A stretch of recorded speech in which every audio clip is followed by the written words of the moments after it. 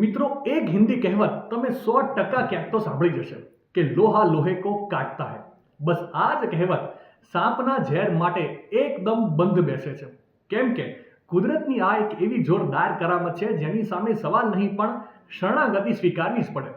કેમ કે સાપના કરડવાથી શરીરમાં પ્રવેશેલું જે ઝેર મોતનું કારણ બને છે એ જ ઝેર જીવનદાનનું પણ કારણ બને છે।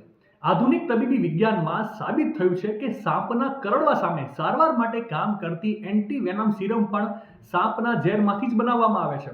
એક ચોક્કસ પ્રક્રિયા હેઠળ ઝેરને શુદ્ધ કરવામાં આવે છે અને પછી તેનો ઉપયોગ એન્ટીડોટ બનાવવા માટે થાય છે, જે હજારો સર્પદંશ પીડિતોના જીવન બચાવે છે।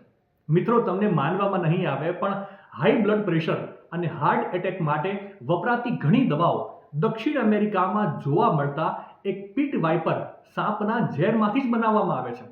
મલેશિયન પીટ વાઇપર અને રેટલ સ્નેક જેવી ઘણી પ્રજાતિઓના ઝેરમાંથી બનેલી દવાઓ મગજના સ્ટ્રોક અને હૃદયની સારવારમાં અસરકારક સાબિત થઈ છે ને બાકી ખરા અર્થમાં કુદરતની જોરદાર કરામત।